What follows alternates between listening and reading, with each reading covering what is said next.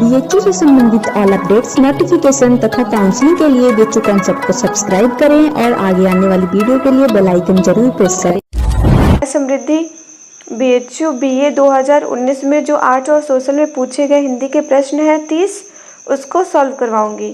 तो चलिए देखते हैं। हमारा पहला प्रश्न है, पृथ्वीराज रासो किसकी रचना है? पृथ्वीराज रासो किसकी रचना है? तो पृथ्वीराज रासो जो है वो है चंद्रबरदाई की। और जगनिक के जो प्रसिद्ध है वो है परमाल रासो, ये जगनिक। नरपति नाल की सबसे प्रसिद्ध रचना जो है वो है विशल देव रासो। और ये पृथ्वीराज रासो जो दिया है वो कंफ्यूज करने के लिए दिया हुआ है। दूसरा प्रश्न देख लेते हैं। दूसरा प्रश्न है, पद्मावत के रचयिता कौन है? इसमें 4 ऑप्शन दिया हुआ है। इसमें से पहला है कुतुबन है, दूसरा मलिक मोहम्मद जायसी, तीसरा नूर मोहम्मद, चौथा मंझन। तो इसमें सही होगा वो होगा मलिक मोहम्मद जायसी। कुतुबन जो है वो उसका मृगावती होगा। नूर मोहम्मद जो है उनकी जो प्रसिद्ध रचना है वो है ईरावती नूर मोहम्मद की। और मंझन जो है उनका है मधुमालती, मंझन का मधुमालती। तीसरा प्रश्न देखते हैं। तीसरे प्रश्न में दिया हुआ है, हिंदी साहित्य का स्वर्ण युग किसे कहा जाता है? हिंदी साहित्य का स्वर्ण युग भक्ति काल को कहा जाता है। प्रश्न देख लेते हैं, रामचंद्रिका के रचनाकार हैं? तो रामचंद्रिका के रचनाकार जो है वो है केशवदास है रामचंद्रिका के रचनाकार। तुलसीदास जो है उनकी 12 प्रामाणिक रचना मानी जाती है, जिसमें से रामचरितमानस है, कृष्ण गीतावली, दोहावली, विनय पत्रिका तुलसीदास जी की है। और विद्यापति है जिनकी प्रसिद्ध रचना है विद्या पदावली, विद्यापति की। नाभादास है, नाभादास की 2 प्रमुख रचनाएं हैं, अष्टयाम और भक्तमाल। तो चलिए हम लोग 5वां प्रश्न देख लेते हैं। विनय पत्रिका किसकी रचना है? विनय पत्रिका तुलसीदास जी की रचना है। विनय पत्रिका जो है वो तुलसीदास जी की रचना है। सूरदास की 3 रचना है, जिसमें सूर सारावली, सूर सागर, साहित्य लहरी आती है। बिहारी की 1 रचना है, बिहारी सतसई, चिंतामणि, ये रामचंद्र शुक्ल का निबंध है, जो बहुत महत्वपूर्ण प्रश्न है। तो चलिए हम लोग प्रश्न नंबर 6 देख लेते हैं। बीजक के रचनाकार कौन है? बीजक के रचनाकार जो है वो है कबीरदास, पहला सही होगा। बीजक के रचनाकार कबीरदास है। साखी शब्द रामायणी इनके बीजक को कहा जाता है। क्वेश्चन देख लेते हैं। क्वेश्चन नंबर 7, इनमें से कौन सा अष्टछाप का कवि नहीं है? तो इनमें से जो अष्टछाप का कवि नहीं है वो है रसखान।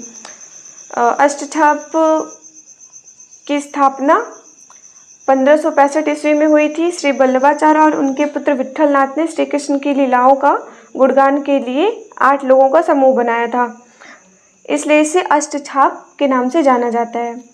इसमें जो थे अष्टछाप कवियों में, उन लोगों का नाम है सूरदास, कुंभदास, परमानंद दास, कृष्णदास, गोविंददास, नंददास, चित्तस्वामी, चतुर्भुज दास, रसखान। ये जो रसखान है वो कृष्ण भक्ति से संबंधित है, लेकिन ये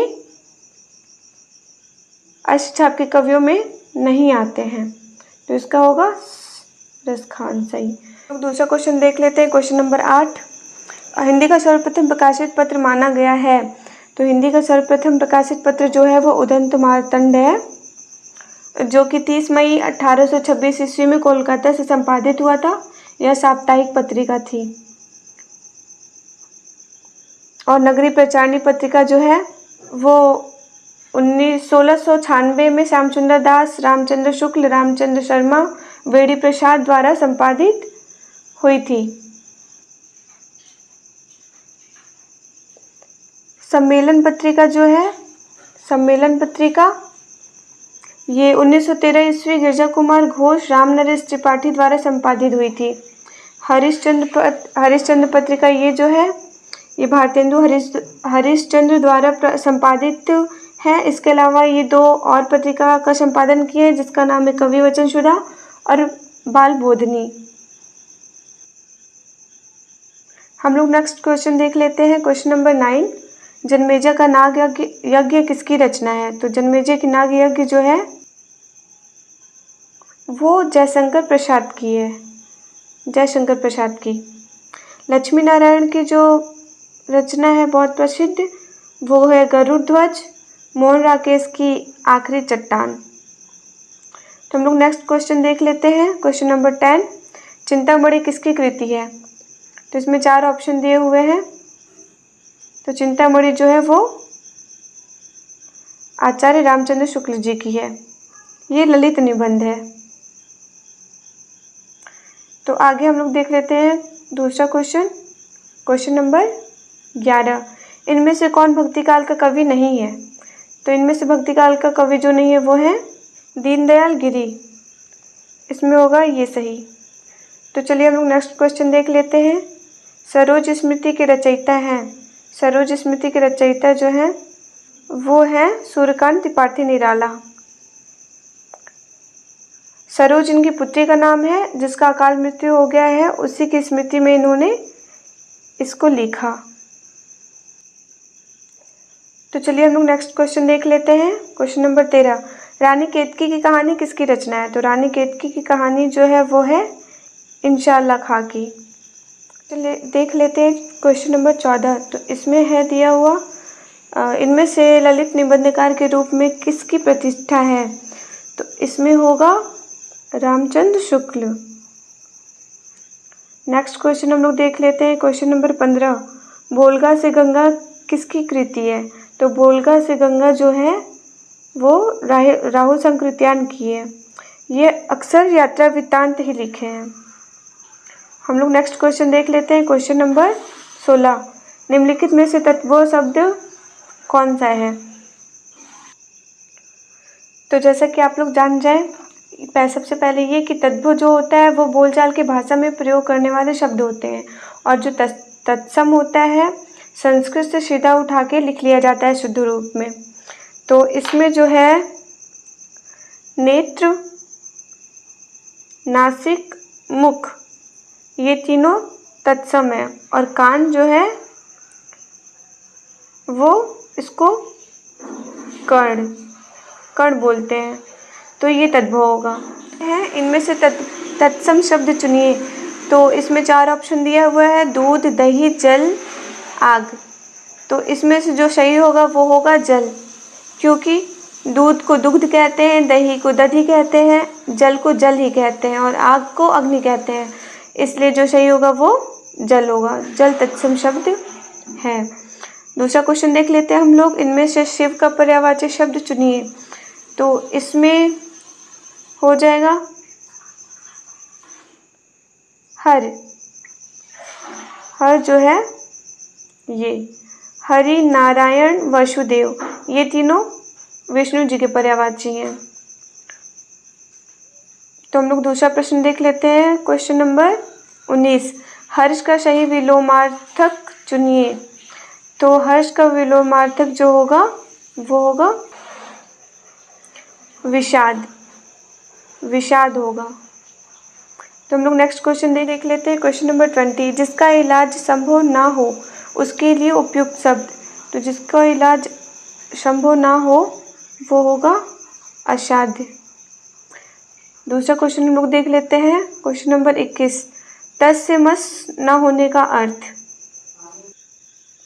तो इसमें जो होगा वो होगा सही सी, समझाने बुझाने का असर ना होना। अगला प्रश्न देख लेते हैं हम लोग 22वां, बुरी तरह हारने के लिए सही मुहावरा है। तो इसका जो सही होगा वो होगा ए, मुंह की खाना, मुंह की खाना। अगला प्रश्न हम लोग देख लेते हैं। प्रश्न संख्या 23, किसी के प्रति किए गए उदारतापूर्ण व्यवहार के लिए उपयुक्त शब्द है। तो वो होगा सी, अनुग्रह, अनुग्रह होगा। अगला प्रश्न हम लोग देख लेते हैं। चौराहे में कौन सा समास है? तो इसमें जो है चौराहे में वो द्विगु समास है, द्विगु समास, क्योंकि पहला पद जो है वो संख्यावाचक है, और कर्मधारय में विश्लेषण विशेष होता है, कर्मधारय में विश्लेषण विशेष होता है। बहुव्रीहि में किसी तीसरे की विशेषता बताई जाती है बहुव्रीहि में। और अव्ययी भाव में पहला पद अव्यय होता है। तो हम लोग अगला प्रश्न देखते हैं। प्रश्न संख्या 25। इनमें से किस शब्द के प्रत्यय का योग है? तो इनमें से जो शब्द है वो होगा धनिक, धनिक होगा। अगला प्रश्न हम लोग देख लेते हैं। इनमें से किस शब्द में उपसर्ग का प्रयोग नहीं है? तो इनमें से जो शब्द है जिसमें उपसर्ग का प्रयोग नहीं है वो होगा सुरेश, सुरेश। क्योंकि सुयोग में जो है वो शु है उपसर्ग, अत्यधिक में अति है, विदेश में वी है। सूर्धन ईश देवताओं के जो ईश्वर हैं, स और ईश जो है दोनों का सार्थक करते हैं, इसलिए उपसर्ग का प्रयोग नहीं है। अगला प्रश्न देख लेते हैं 27वां। इनमें से स्वर संधि का उदाहरण कौन सा है? तो स्वर संधि का उदाहरण जो है वो है रत्नाकर, बी सही होगा। तो हम लोग अगला प्रश्न देख लेते हैं 28वां। इनमें से शुद्ध वर्तनी का चयन कीजिए। हम लोग देख लेते हैं 29वां। इनमें से रूढ़ शब्द कौन सा है? तो इनमें से जो रूढ़ शब्द है वो है डी सही होगा इसका, वैभव। वैभव जो है वो रूढ़ शब्द है। अगला प्रश्न हम लोग देख लेते हैं 30वां। हमेशा रहने वाले के लिए उपयुक्त शब्द है। तो हमेशा रहने वाले के लिए जो उपयुक्त शब्द है वो है शाश्वत। धन्यवाद दोस्तों। आप सभी कमेंट बॉक्स में कमेंट करके बताइए कि आपने कितने सही किए, कितने गलत किए। और जो BHU कॉन्सेप्ट की तरफ से पेड क्लास में पढ़ाया जा रहा है उसको ध्यान से पढ़िए, समझिए। धन्यवाद।